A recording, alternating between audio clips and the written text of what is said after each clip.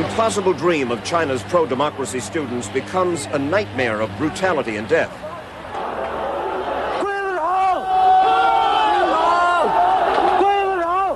The protest around Beijing's Tiananmen Square crushed in an onslaught of troops and tanks and armored personnel carriers. The dead and wounded, impossible to count for sure, in the hundreds, perhaps the thousands. And yet people power in the People's Republic refuses to die. Who told you to place a tap at this house? Jim West, Cincinnati Bell Security. This house was the home of federal judge Vincent Ogg Jr. Who would want to tap your phone? There was valuable, sensitive information floating around. Valuable to? To litigants, to criminals, and perhaps to law enforcement officers themselves. To the police? Yes. If I read about this in the newspaper, going on in New York City or Los Angeles, I wouldn't think too much about it. But these things just aren't done in Cincinnati. I'm Mike Wallace. I'm Morley Safer. I'm Harry Reasoner. I'm Ed Bradley. Those stories and Andy Rooney tonight on 60 Minutes.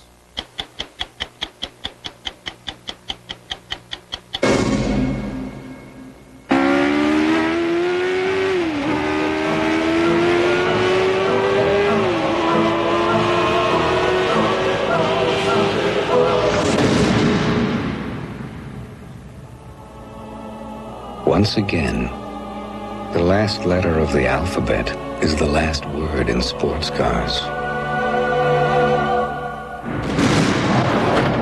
The new Z from Nissan. Thank you, Aaron. Okay, Josie, would you please read yours? My summer vacation. We left for 2 weeks to go to Yellowstone. That was Saturday. Then Daddy's money got stolen and we had to come home. That was Sunday. It could happen to you right here in the U.S., so don't carry cash. Carry American Express traveler's checks. Don't leave home without. It is Monday morning now, a new day in Beijing. But the darkest hours of China's pro-democracy protest continue. Tens of thousands of troops patrol the city in the wake of a bloodbath that will either end the uprising or spark a new movement among the stunned Chinese people. The invasion of Tiananmen Square was reportedly ordered by China's aging leader Deng Xiaoping from the hospital bed where he is being treated for cancer. Our old 60 Minutes colleague Dan Rather joins us now for more on this extraordinary and still developing story. Thank you, Mike. Good evening, everyone.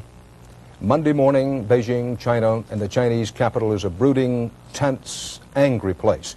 Its people still trying to absorb the terrible reality of what has happened there. Hundreds of tanks now patrol streets that for weeks have been overflowing with demonstrators for freedom and their supporters. Amidst eerie calm many places, reports continue of scattered clashes and gunfire as citizens try to use paving stones and firebombs against the tanks and troops. It took the People's Liberation Army 7 hours to capture Tiananmen Square from the democracy and freedom movement, and estimates of the dead range from several hundred to several thousand. The army has removed and cremated many bodies, but nothing can conceal the awful truth. There has been mass death. Students at Beijing's universities are bracing now for a new assault, but so far that hasn't happened. Our resident China correspondent John Sheehan has been up around the clock throughout the government's bloody assault on people power, and he's with us now live from Beijing. Jack, is the government firmly in charge again, or can we expect more confrontations and violence? Well, the government isn't quite in charge. There are more tanks right now, more of an armored force in the center of the city than is needed to control that area. The big fear is that another attack force is massing. People have been burning army vehicles, they've been setting up barricades, and in some cases they've been attacking soldiers with rocks or fists. And of course the big danger is the anger, the rage on the university campuses, that the students might again try to demonstrate and get shot down in the streets. One Western intelligence source calls the campuses a time bomb just waiting to go off, Dan. Jack, why now? Why this particular weekend? Well, the Army is clearly extending martial law in a very, very logical way, and according to the Book of the Iron Fist, they are controlling major highways. They're going to set up roadblocks now. We've seen the first ones go up, and very shortly we can expect them to start to limit the number of people permitted to gather in any one place. Dan? John Sheehan, thanks. Over the past few weeks, China's pro-democracy students and their millions of supporters captured the world's attention, and the Chinese government seemed unwilling or unable to quell the growing movement. For a while, it looked like they were going to restrain themselves and try to outwait it. Even as this weekend began, there was tension around Tiananmen Square, but few hints of the tragedy to come. What a difference the next hours would make. Outside Tiananmen Square, soldiers confronted the demonstrators. It was a standoff. Elsewhere, troop convoys moved closer to the center of the city, only to be held back by student demonstrators and their supporters.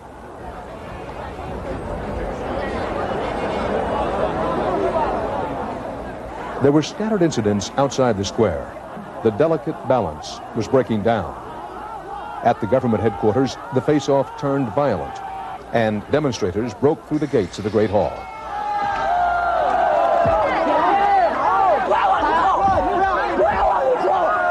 The students held the soldiers off, halting troop convoys that had been brought as reinforcement.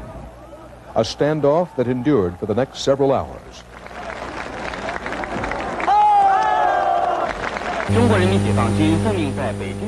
On national television, a warning to stay away from the square and to abide by martial law.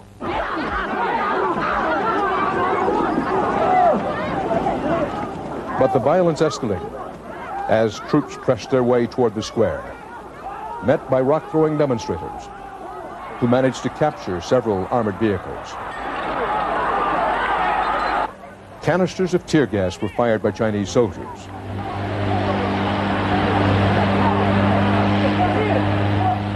There are reports of gunfire near the military museum about 5 miles from Tiananmen Square, and just about half a mile from there to the north and west. We've been hearing practically non-stop automatic weapons fire. And by midnight, armored vehicles finally broke through the barriers set up by the students.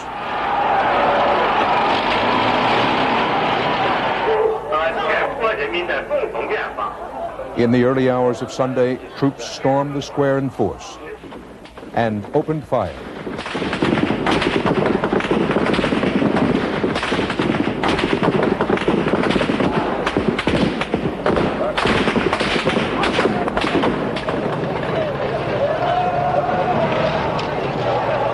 Tanks crossed into the square itself. Fighting continued, and the unarmed demonstrators resisted.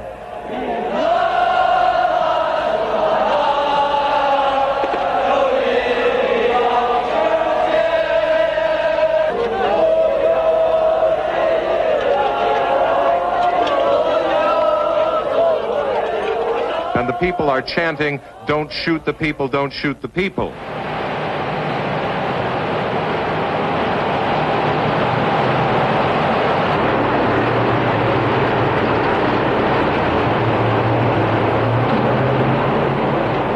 By 3:30 Sunday morning, soldiers had taken over. Gunfire was heard throughout the city.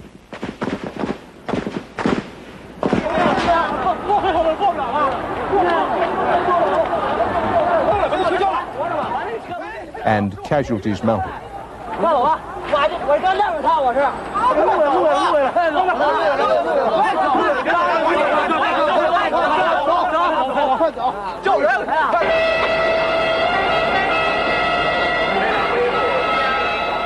Shortly after 5 a.m., CBS News correspondent Richard Roth and CBS News cameraman Derek Williams, reporting from the square, were dragged away by the military. Their capture could be heard on the air over Roth's cellular telephone. You hear that gunfire? Fire, we do hear it. Okay, we've got to get out of here. They're after Derek now. They're ripping away his camera. They're ripping away his camera, and they're coming for us. We're trying to move back and move away. But they're coming for us. We're trying to move back and move away. But they're coming for us. We're trying to move back and move away. But they're coming for us. We're trying to move back and move away. But they're coming for us. We're trying to move back and move away. But they're coming for us. We're trying to move back and move away. Only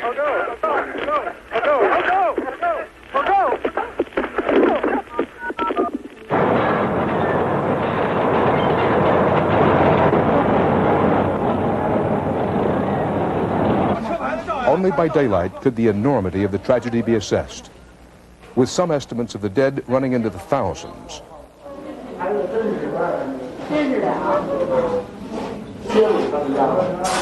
At the University of Politics and Law, a vigil was held to mourn the dead. Running out of space, hospitals put wounded on the floor.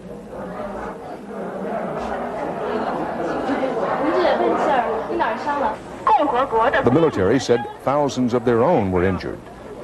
Some soldiers burned, one hung and burned by angry protesters after his tank mowed down 4 civilians. By 9 a.m. today, miraculously, the streets were filled again. Shocked residents stood in silent rage, building a human wall in the face of a column of tanks.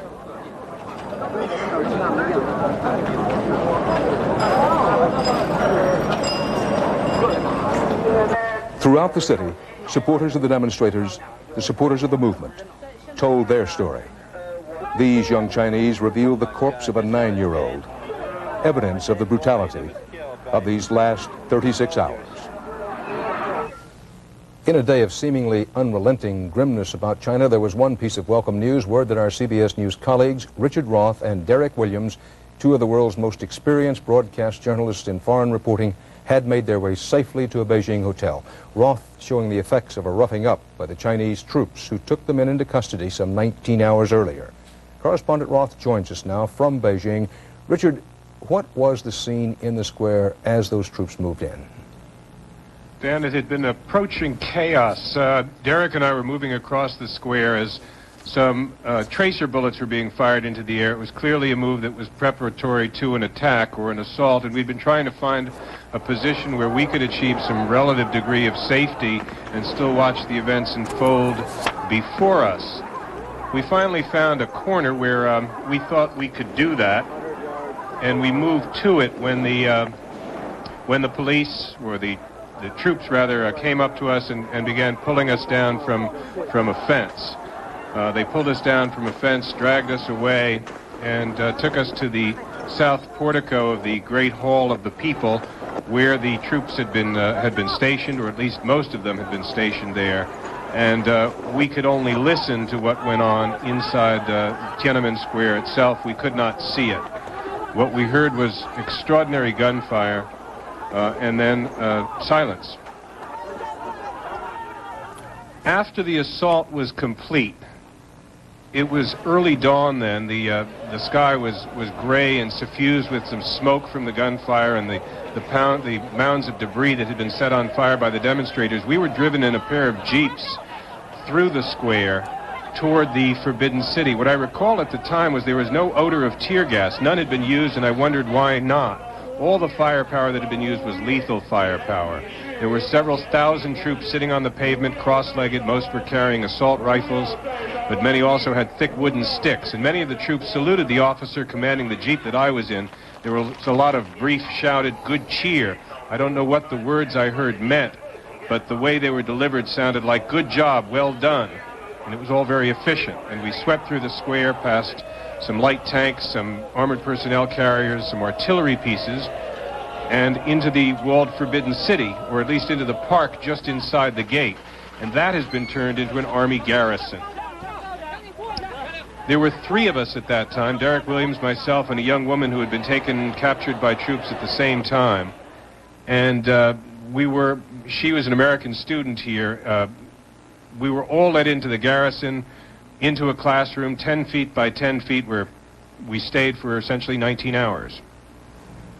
Richard Roth, good to have you back and free.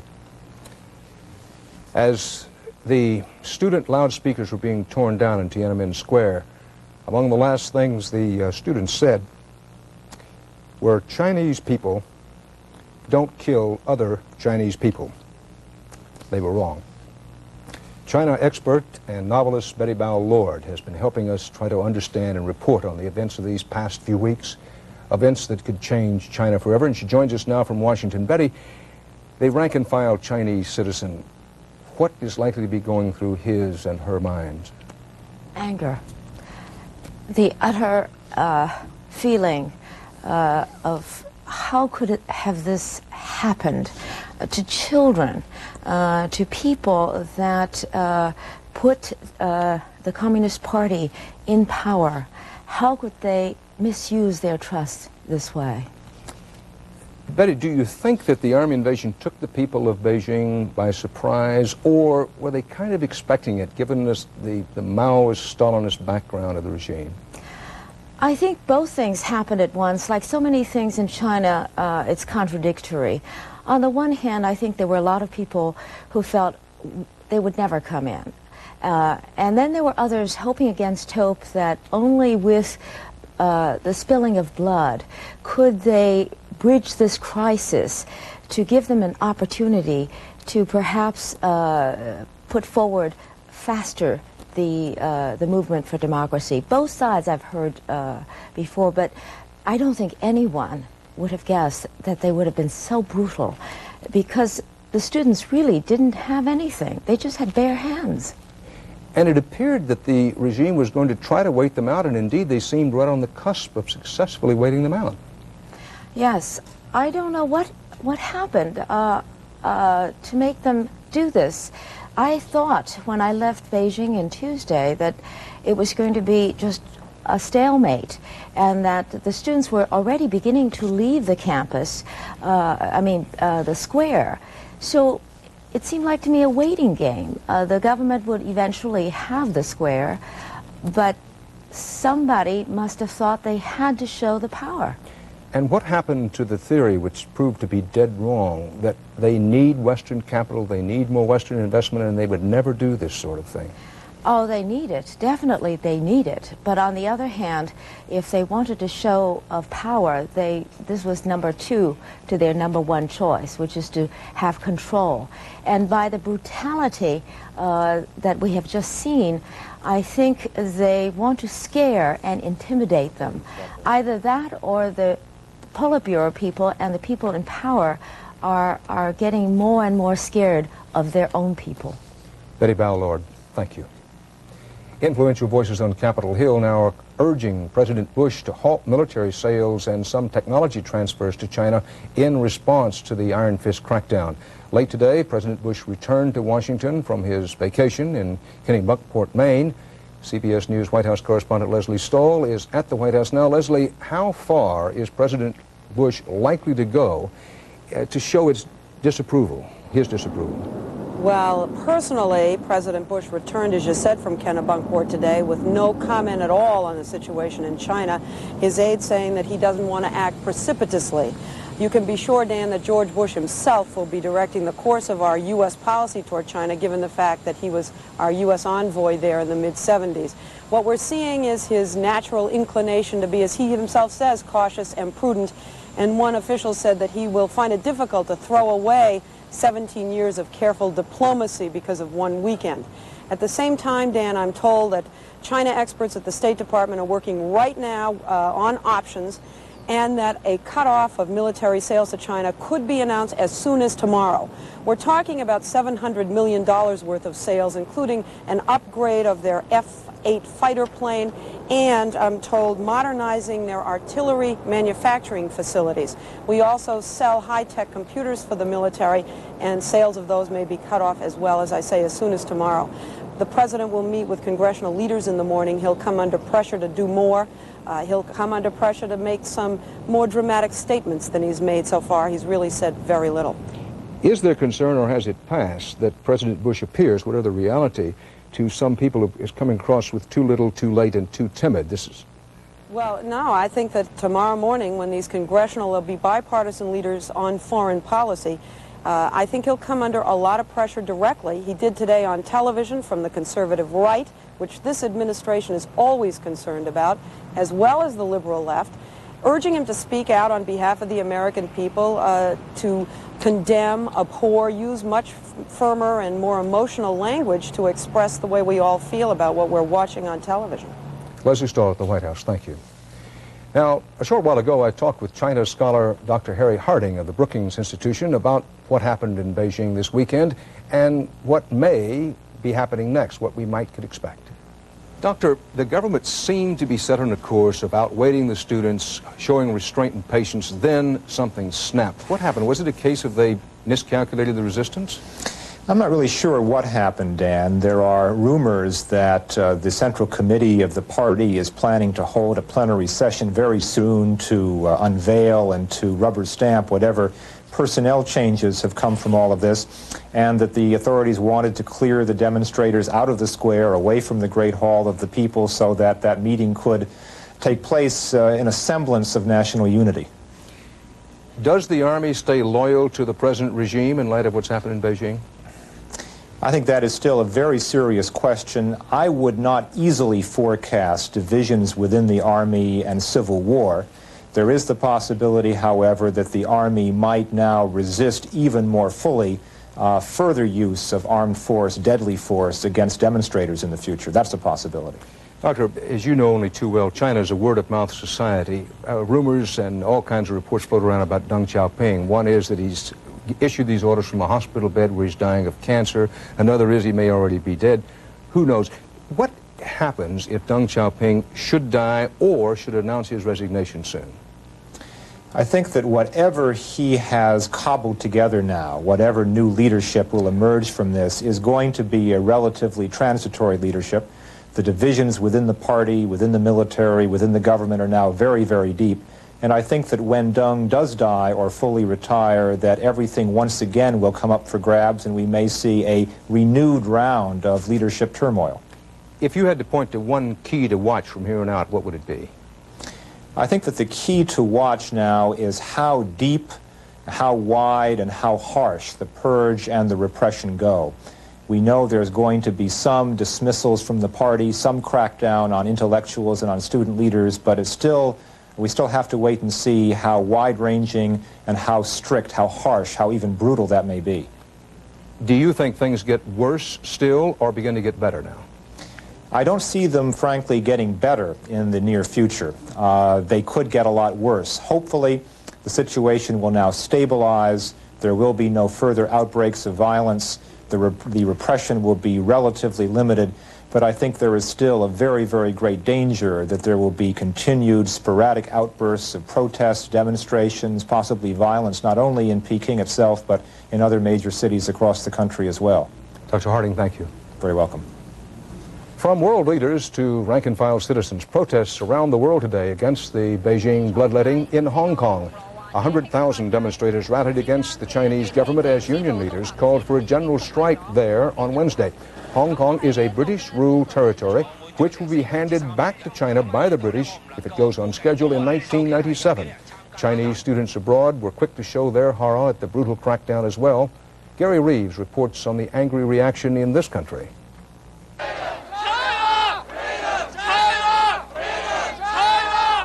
In big cities and small ones all over the United States, Chinese students took their anger to the streets, protesting the violence in China by exercising their American freedom of speech. People will always remember it. All the people in the world, you should remember it. I don't understand them. I don't understand why they do so terrible thing. The voices were heard at the Chinese embassy in Washington, but the wreath-bearing protesters were shut out. In Columbus, the voices were quiet, the people in mourning. But the thousands who marched in Chicago carried signs calling for revenge, and they heard the voices of those who had talked to friends in Beijing. They heard the tales of tragedy. He saw in his own eye that a tank ran over a 6-year-old girl, and his mother went crazy right immediately. The students here had enjoyed watching democracy come to their country. Few were prepared to see it crushed. Those students are unarmed and they are patriotic, and what they want is only a democracy and freedom. But the government used troops and killed them. And it's not just random protest. The students are organized. A list of demands prepared in New York has been faxed across the country and repeated at the various rallies. And their demands are reaching their intended targets, the senators and congressmen of the United States.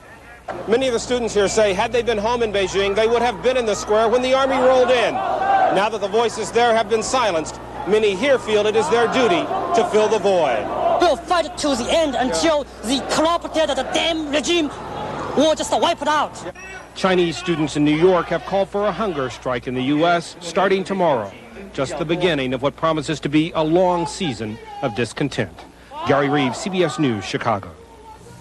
To Americans watching China's pro-democracy, pro-reform movement from a distance, and to those, such as your reporter, who met the students and their supporters firsthand, face-to-face, Beijing's iron fist crackdown comes as a harsh reminder of the oft-times terrible price of freedom. Some are willing to die to achieve it. Others are willing to kill to prevent it. China's aging regime has the tanks and guns. The protesters have only an idea: freedom. But that's an idea potent enough to do again what it has done so many times before, to change history. Through the smoke and the destruction and the death of today, that is the core of what is happening in the still developing China story. Now, later in this broadcast, Mike Wallace will have more on another of today's major stories, the death of Iran's Ayatollah Khomeini, Mike being one of the few journalists in the world ever to actually interview the Ayatollah. So stay here with us. 60 Minutes will continue in a moment. Of course you want a safe car for your family, but what is safe? Well, only your authorized Mercedes-Benz dealer offers an SRS system with driver's side airbag and anti-lock brakes on every new model, standard. That's safe. And the S-Class sedan, the big Mercedes, was rated the safest car in America. That's very safe. Mercedes-Benz. Take a look at one now.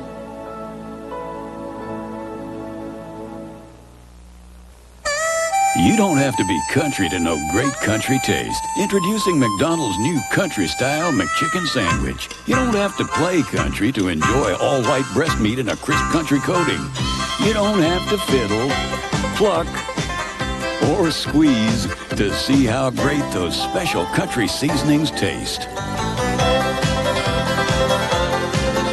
New country-style McChicken, only at McDonald's. You know, when I was your age, I'd be down at the railroad station watching the world come and go. Depot sign read W-A-U-S-A-U. Know what that spells? Wausau. Ah, but do you know what it means? The business insurance experts. Okay, but in Chippewa, it means the faraway place. These days, Grandpa, it's only this far away. How did you get so smart? Runs in the family. Today, Wausau means business insurance. A new case brings Jessica.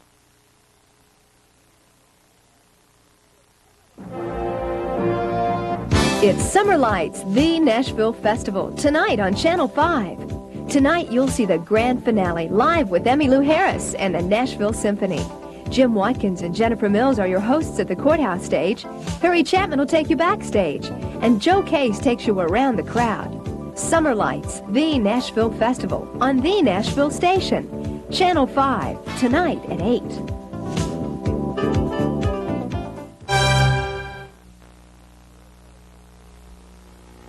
If the Bell telephone pitch in your city says reach out and touch someone, in Cincinnati the pitch might be reach out and tap someone. Over a 12-year period, more than 1,000 wiretaps, illegal wiretaps, were put on the phones of some of Cincinnati's most prominent citizens. City councilmen, congressmen, policemen, respectable businessmen, even federal judges.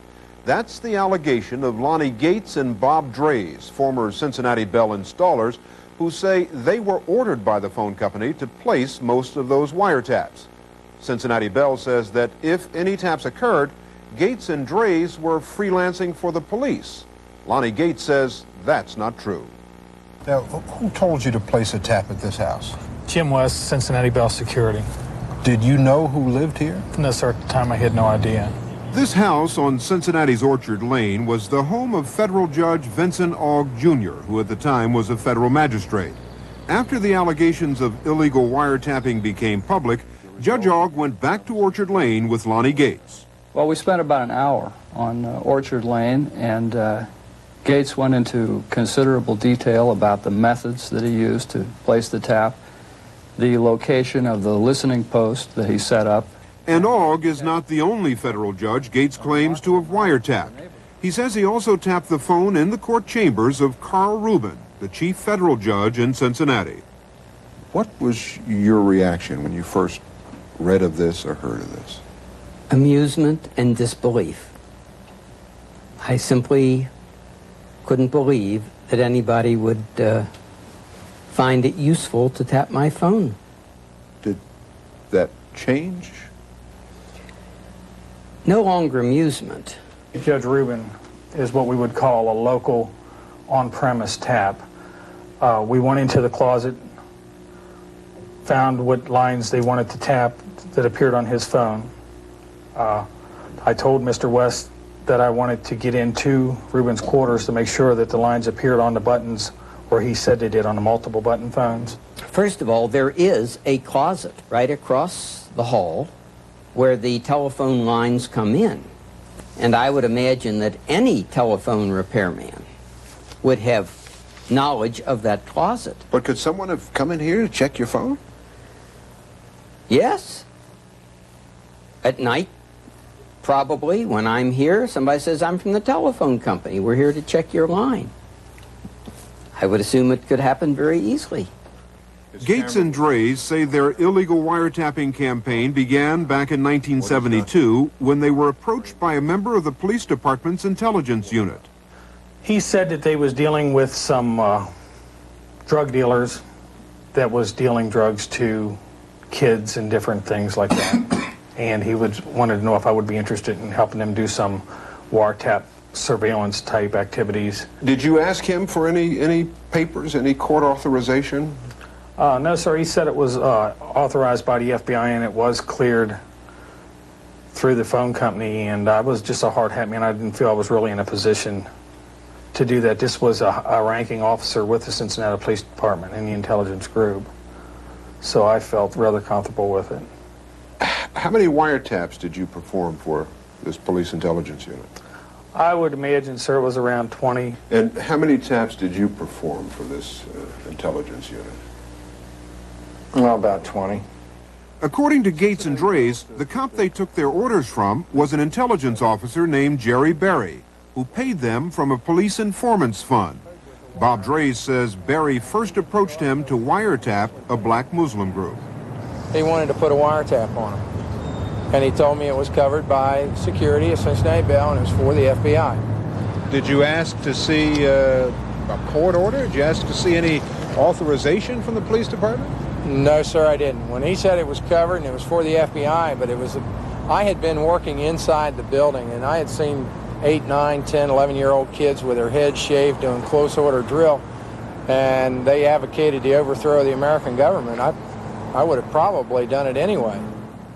After the allegations of illegal wiretapping by Drays and Gates became public last August, members of Cincinnati's police intelligence unit were called before a federal grand jury. Reportedly, 4 of those officers took the Fifth Amendment some 200 times. But then in March, 5 officers admitted they had placed a dozen illegal wiretaps. What about the statement by the retired officers of the intelligence unit that they had tapped 12 phones? Do you think that was a full admission of their involvement?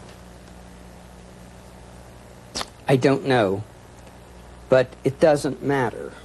I grant the FBI the right to tap after they have shown the necessity for it.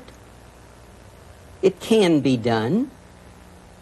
But don't you, Mr. Police Officer, take it on yourself to decide which lines you're going to tap.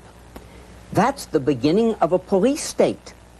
Gates and Drays say they stopped placing wiretaps for the police intelligence unit in 1975. But within a few months, they were back at it again. Only this time, they weren't tapping drug dealers or alleged subversives.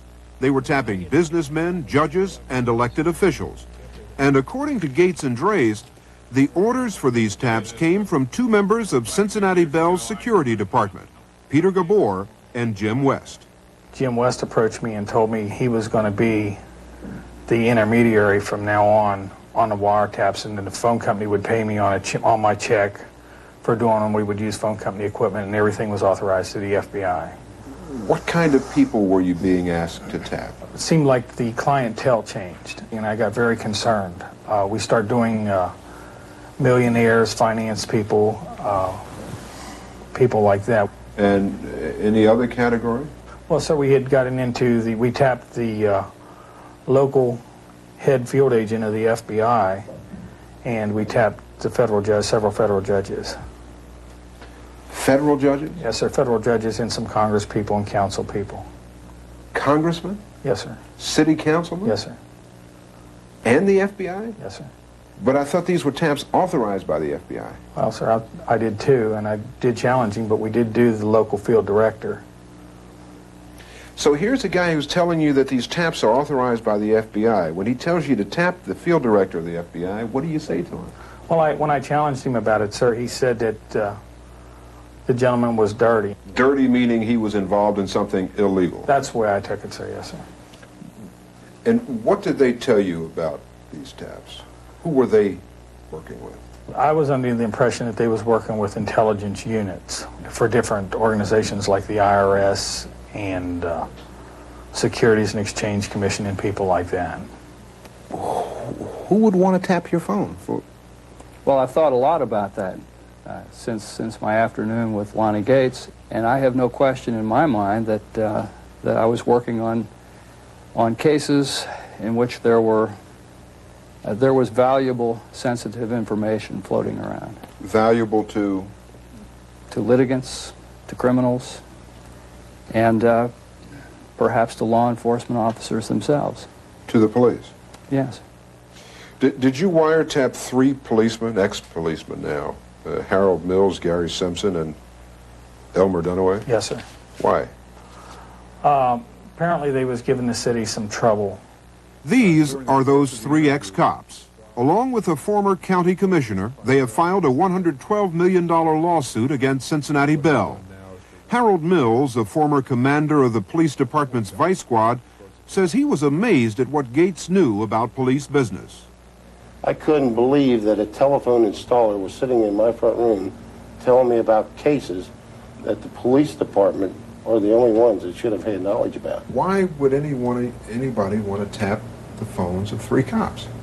I believe in my position that they wanted to make darn sure, is this guy honest or isn't he?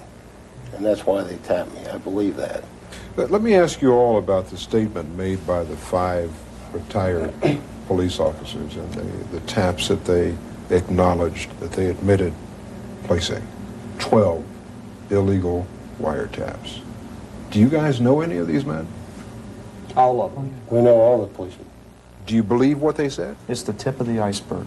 They're trying to protect the people that are still active and engaged in this. If they say, well, we did it up until this time, then everyone after that is safe. And they're trying to protect Cincinnati Bell also. Now, here's Pete Gabor on my left, Jim West on my right. Peter Gabor and Jim West of the telephone company's security department refused our request for an interview. But at a recent news conference, they made an unexpected appearance along with Dwight Hibbard, the chairman and chief executive officer of Cincinnati Bell. The allegations that are being made against me by Leonard Gates and Robert Drays are absolute, unmitigated, bald-faced, and damnable lies. I'm sick and tired of the lies and allegations being made against me by Leonard Gates. Dwight Hibbard says there is not a shred of evidence that any wiretaps even occurred after 1974, much less evidence that they were ordered by Cincinnati Bell. And indeed, no tapes or other physical evidence have been found. Gates and Drays, he says, only made their accusations after they were fired for good cause and decided to seek revenge. Gates is a bully. He is the kind of a person who, when he's threatened, threatens back. Here's your management performance appraisal for date December 31st, 1983. Mr. Gates is able to plan and organize well. He has the ability to foresee potential roadblocks. He interacts well with his peers, requires him a minimum of direct supervision. Overall performance, top rating. A lot of people would look at these evaluations over a 23-year period with the company and say that your company thought that this man was pretty good until he blew the whistle on the wiretaps. When did he blow the whistle? After he was gone. Not when he was an employee of this company. When did he leave the company? 1986. In 1985, he says he went to Congressman William Gradison. In 1985, I'm not sure that he went to Gradison in 1985. But Congressman Gradison told us that he did. And Bob Drays says that when he left the telephone company 10 years ago, he had good reason to keep quiet about the illegal taps. Drays says that back in 1979, when he was arrested for placing a wiretap on his own, he cut a deal with Peter Gabor of Cincinnati Bell and the FBI. I went to Gabor. And said? You get it dropped from a felony to a misdemeanor, and I'll plead guilty to the misdemeanor, and I'll get out. And you won't say anything about the other? I will not say anything about any more wiretaps. The threat you were making was that if this doesn't happen, I'm going to sing. That's correct. Ironically, the magistrate who sentenced Drays was Vincent Ogg Jr. Anything unusual about that misdemeanor? Only that he was the only criminal defendant who was exposed to a jail term who went through the system without an attorney. And that was unusual. But what was clear to you was that he wasn't going to do any time? That was clear to me. But if he committed an illegal wiretap, a felony, and Bell brought charges, why wouldn't they insist on that? Why wouldn't the FBI insist on that? Well, you'll have to ask them, and I'm sure you will. Why didn't you insist that he be prosecuted as a felon? Pete Gabor in our security department asked the FBI to prosecute as a felon. Was Cincinnati Bell happy with that sentence? A $200 fine? Gabor was distressed with it. If Gabor was distressed, it didn't show in this letter he wrote to the FBI before Drays was sentenced. Agent Lichtenfeld's untiring efforts and valuable assistance enabled our company to satisfactorily resolve a very delicate problem. What was the delicate problem? I don't know. I didn't, I'm not sure what he's talking about. There is a letter from the man in your security office to the FBI agent in charge that says, "Thank you for your untiring efforts and valuable assistance, which enabled our company to satisfactorily solve a very delicate problem." Right. What does that seem like to you? I don't connect the two necessarily. The only guy who ever came before this judge without a lawyer. Mm-hmm. I mean, I don't know that either. He knew that a deal had been struck. If it hadn't, he said he would have appointed a public defender. I was not, I was not in the courtroom, but you're telling me a lot of stuff. We wanted to ask the FBI about the allegations by Drays and Gates and about its role in Drays' misdemeanor. Neither Agent Lichtenfeld nor his superiors would talk to us. But Judge Ogg was less reluctant. He speculated about at least 3 possible reasons why the illegal wiretaps went on for 12 years. Each one of them dreadful. Business as usual in the police department. What a dreadful thought. Massive conspiracy by corporate officers. That's a dreadful thought. Secrets for sale to the highest bidder. Any of those theories are really awful to contemplate. What is your sense of the community feeling in Cincinnati over this? I think there is outrage. If I read about this in the newspaper going on in New York City or Los Angeles, I wouldn't think too much about it. But these things just aren't done in Cincinnati. They may or may not do that in Cincinnati, Judge Rubin, but they do file lawsuits there. This tale of wiretaps and charges and countercharges is the subject of a slander suit filed by Cincinnati Bell and its employees Jim West and Peter Gabor against Lonnie Gates and Bob Drays, and a countersuit by Gates and Drays against Cincinnati Bell and West and Gabor. Meanwhile, as we said, a federal grand jury is looking into the whole affair.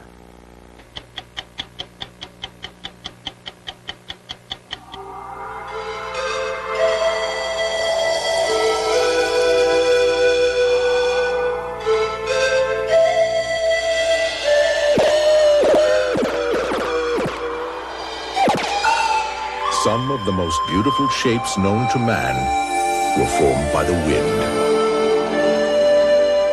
The Acura Legend Coupe is no exception.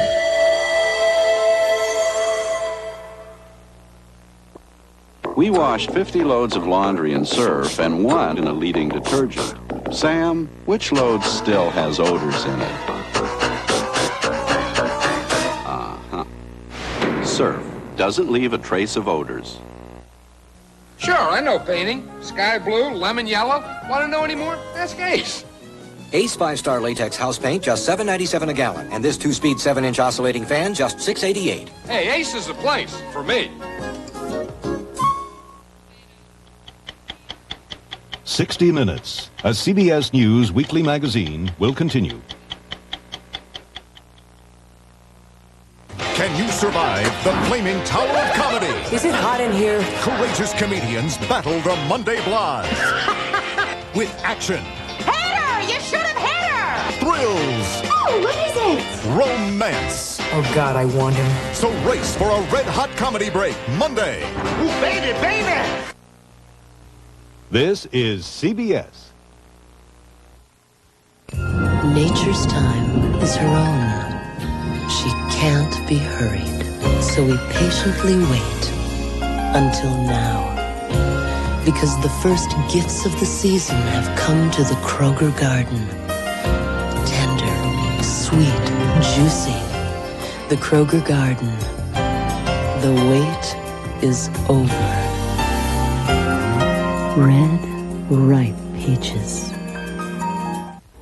Polo isn't just a game. It's a tradition, a way of life.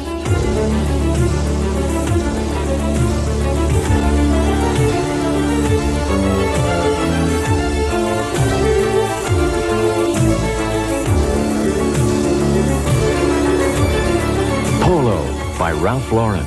Our classic sport duffel, yours for only $15 with any Polo purchase of $17.50 or more. From the fragrance collection at Kastner Knott. The death of the Ayatollah, the story after Summer Lights.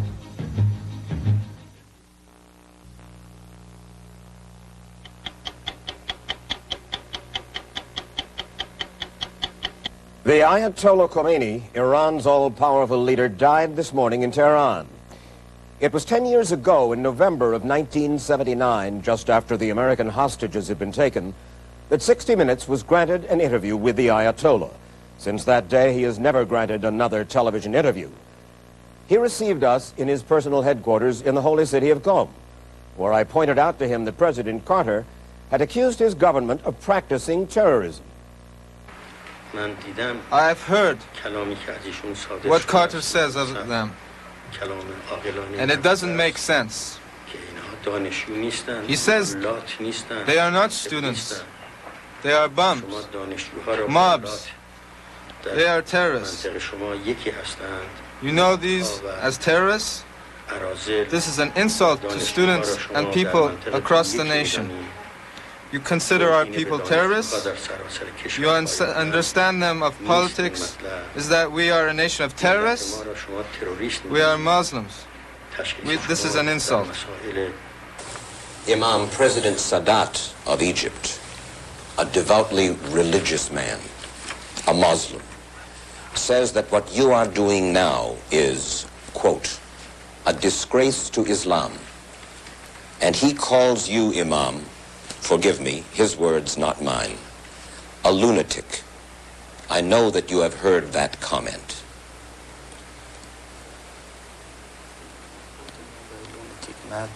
That's what I heard President Sadat say on American television. Yes. That the Imam is a disgrace to Islam, Yes. and he used the word a lunatic. He calls upon the Egyptian people to overthrow Sadat. He does. The way the Iranian people overthrew the Shah. Exactly. Iran will observe Islam's 40 days of mourning for the Ayatollah. And for now, the role of leader of the Islamic Republic of Iran will be taken by the man who is currently president of the country, Ali Khamenei.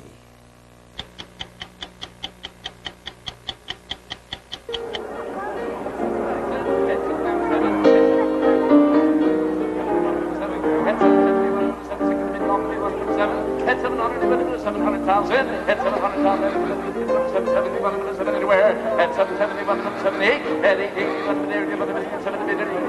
BMW 7 Series. It brings new blood to a class of automobile that can certainly benefit from it.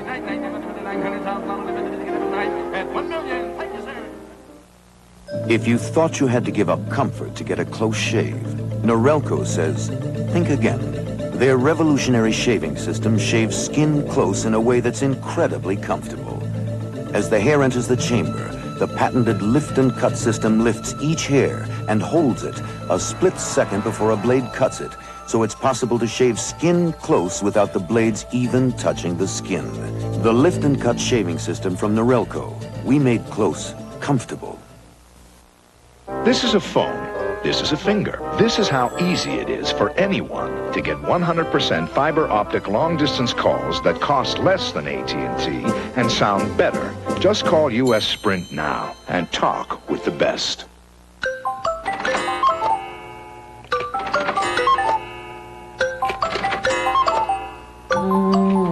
It's time to review your insurance needs with MetLife. Get Met. It pays. Unusual. Highly unusual. Why the unusual public reaction to Tropicana Twister? It's not in the natural scheme of things. Tropicana Twister. Flavor combinations Mother Nature never dreamed of. Deliciously tempting. We avoid temptation. Exciting. Weird. Flavors like orange, strawberry, banana. Sounds pretty good. Put it out of your mind. Tropicana Twister. Flavors Mother Nature never intended, but should have. It's from aliens. Asylum. Here it is, almost summer, and Andy Rooney is still thinking about what he was thinking about last summer. Every summer on vacation, I get thinking to myself, why should I bother to shave every day? I'll grow a beard and surprise everyone when I go back to the office. That's what I'll do. There isn't a man alive who hasn't thought of growing a beard at one time or another. I don't know why men want to grow beards. I went out and asked some of them. Why do you have a beard? Oh, I don't know. We were in England, and we had a dinner party in our honor. I was at the Royal Society of Medicine, and one of my friends kissed my wife, and she said, it tickles. I said, the hell with it, I'll grow my own. I never shaved my beard since then. You like him with a beard? I like it a lot. You wouldn't ever think of asking him to shave it off? No, my mother wants him to shave it off. But she doesn't know what you know about it. I shaved it once, and my wife got real scared, and she said she'll divorce me. Scared? Yeah. Why? She didn't recognize me. She never saw me without it. Well, I think I look better. I've got a long face, and it suits me. Yeah. You would never go back to, Hell no. Hell no. I needed to hide behind. My gosh, your hair isn't gray and your beard is. Well, I guess this part of me is older than this part. Why? Well, I just wanted to make myself look more professional. What are you? What profession are you? Physician. Oh, you think it looks better? A little bit better. People take you more seriously? Well, in New York, people want older physicians, and so it helps a little bit. I want to attract women. We're talking to beards. Can we talk to you about your beard? I usually grow it every winter, cover up, for the winter. Oh, you just take it off in the summer? Yeah, take it off in the summer and grow it again in the winter. Yeah. Looks terrible. Thank you very much. I think I could get used to looking like this. Sure would save time and money in the morning. The trouble is, for the first couple of weeks when you're growing a beard, you look like Yasser Arafat. So I shave. Feel better already.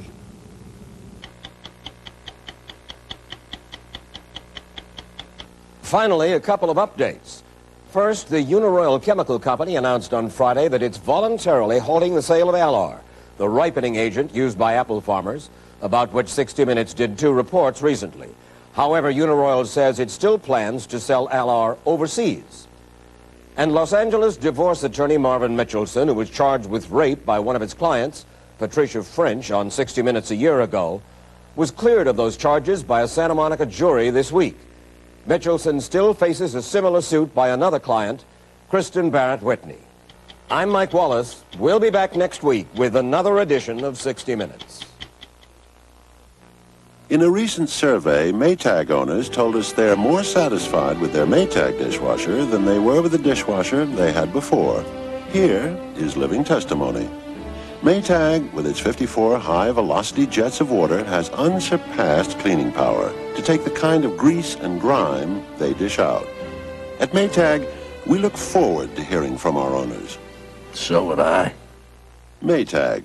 The dependability people. My husband and I need a new car. I want power windows, power locks. He wants Disc brakes. air conditioning, sunroof. 130 horsepower engine. You'll find all these features standard on the new Subaru Legacy LS, plus more horsepower than any car in its class. So I bring home the Legacy and he says, Hey, you couldn't have bought that all by yourself. I said, Jack, that's a great suit. Does it come in your size? Test drive the exciting 1990 Subaru Legacy. It wasn't much to look at, but the old school housed what became my richest memories. I remember Mrs. Williams passing out graham crackers and milk as a reward for some good deed. She always found a deed for each child. Now Kellogg's has found a way to capture the wholesome good taste of graham crackers. New SW Graham, the genuine graham cereal shredded into biscuits. Kellogg's SW Graham, original and cinnamon.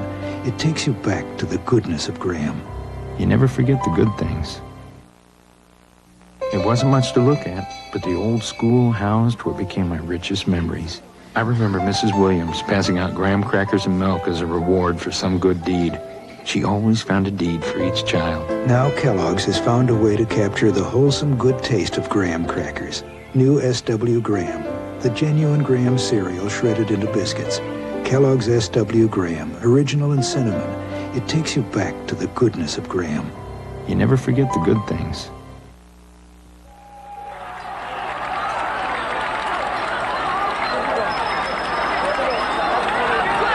Hi, I'm Jennifer Mills, and it's Summer Lights. Tonight on Channel 5, you'll see the grand finale live with Emmylou Harris and the Nashville Symphony. That's Summer Lights, tonight at 8. It's the Nashville Festival on the Nashville Station, Channel 5.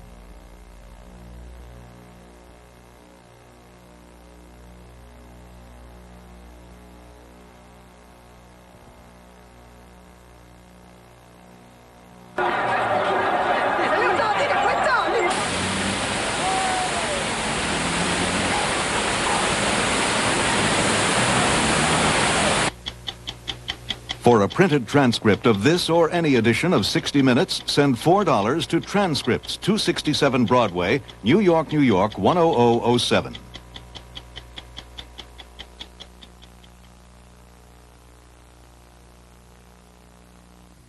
Meet Jesse. He's not from around here. He's a stranger in an even stranger land. He's having a hard time on planet Earth. Wednesday at 8. California, land of dreams for millions, but for others, overcrowding and crime have turned a sweet life sour. You just keep putting more and more people in a box, and after a while, it gets to be real uncomfortable. I'm getting out. I really feel sorry for the people that want to get out and can't do it. California, a paradise lost. The story tomorrow on the CBS Evening News. This is CBS. Those folks at NES stay busy inspecting and certifying all these Energy Saver homes. The Energy Saver home is popular with today's home buyer because it provides low-cost heating and cooling. Thanks to a properly installed high-efficiency electric heat pump, one thermostat setting, and you have year-round comfort. And the electric heat pump can cost less to install and operate than a gas furnace. The electric heat pump, still the smart choice.